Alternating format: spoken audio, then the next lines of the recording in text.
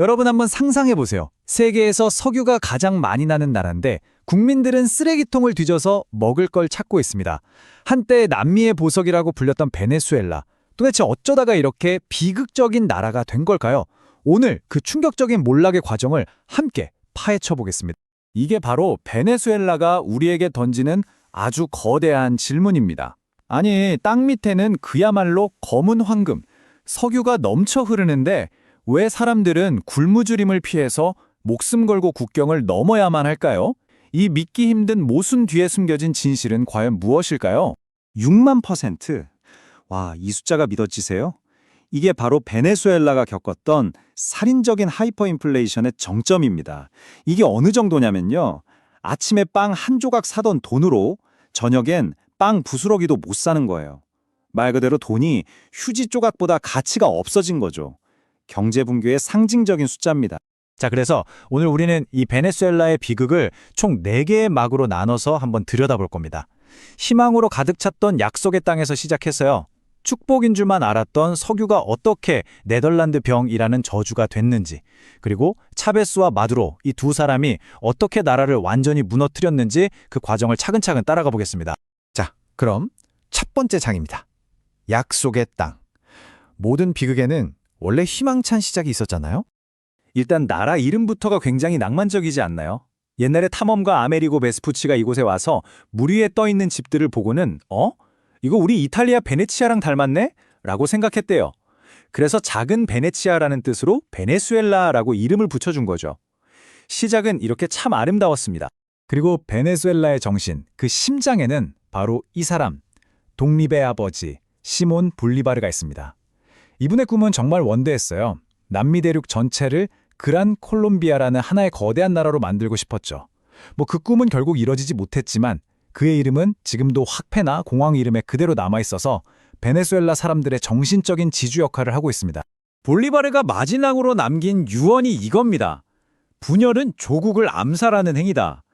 정말 소름 돋지 않나요? 마치 미래를 다 내다본 것처럼 이 한마디가 훗날 베네수엘라를 갈기갈기 찢어놓을 그 비극을 정확히 예언하고 있었던 거죠. 그리고 20세기 초 베네수엘라의 땅 밑에서 국가의 운명을 송두리째 바꿔놓을 검은 황금이 발견됩니다. 네, 바로 석유였죠. 그런데 말이죠, 이 엄청난 축복 속에는 아주 치명적인 독이 숨어 있었습니다. 석유가 발견되고 나서 베네수엘라는요, 그야말로 수직 상승을 합니다. 정말 눈 깜짝할 사이에 가난한 농업 국가에서 세계 4위의 부자 나라로 변신해버린 거예요. 이게 불과 수십 년 만에 일어난 일입니다. 그야말로 남미의 기적 그 자체였죠. 그런데 바로 이 지점에서 비극의 씨앗이 자라나기 시작합니다.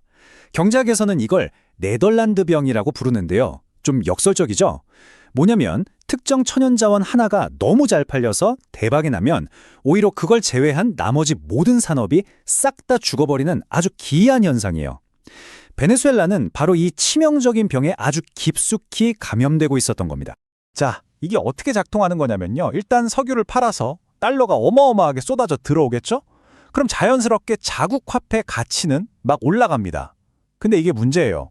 화폐 가치가 너무 오르니까 국내에서 만든 다른 상품들은 너무 비싸져서 수출을 할 수가 없게 되는 거죠. 결국 어떻게 되겠어요? 농업도 망하고 제조업도 망하고 다 무너지고 오직 석유 하나만 남게 되는 겁니다.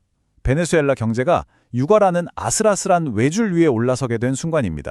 그리고 1980년대 영원할 것 같던 그 유가가 폭락하면서 외줄 위에 서 있던 경제는 그대로 곤두박질칩니다.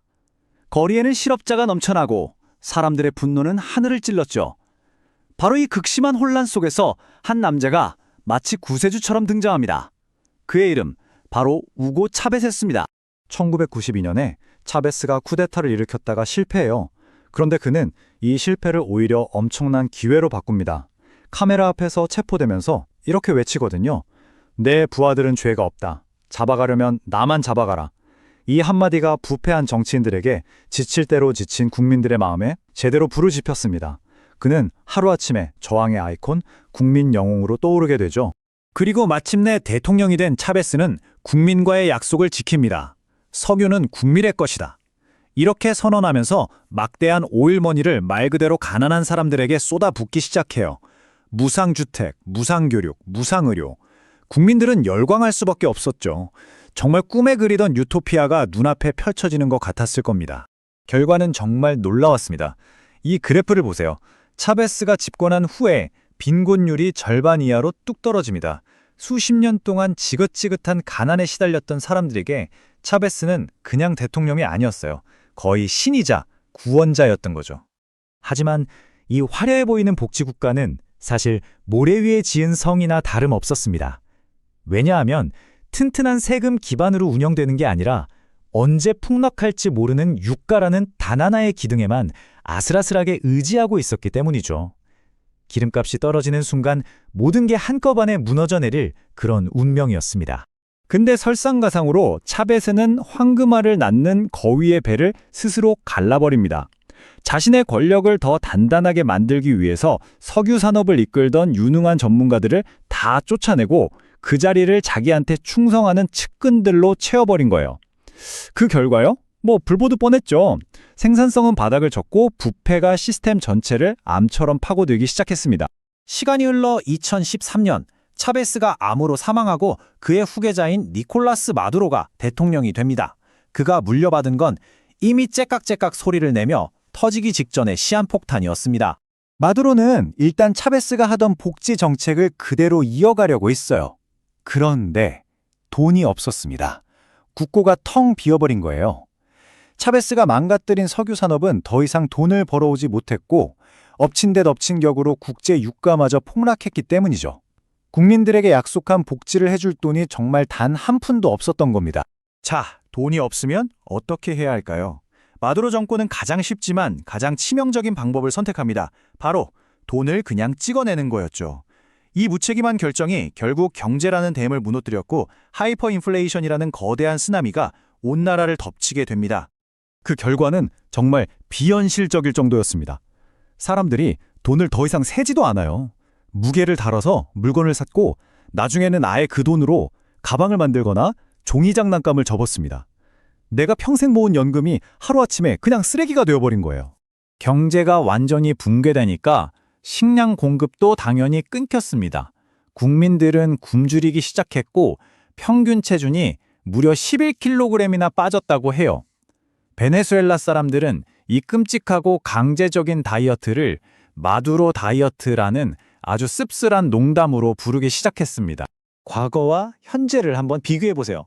세계 4위의 부자 나라가 지금은 경제 위기 국가가 됐고요. 세계적인 석유 생산국이 이젠 산업이 마비된 상태가 됐습니다. 남미 최고의 복지를 자랑하던 나라는 국민들이 굶주리는 나라로 추락해버렸죠. 이보다 더 드라마틱하고 비극적인 몰락이 또 있을까요? 베네수엘라의 이 비극은 오늘을 사는 우리에게 아주 중요한 질문을 던집니다. 단 하나의 자원에만 기댄 번영은 얼마나 허약한가? 또 국민들의 인기를 얻기 위한 포퓰리즘적인 복지는 어떻게 한 나라를 파멸로 이끌 수 있는가? 베네수엘라의 이야기는 그냥 저 멀리 남미의 한 나라 얘기가 아닙니다.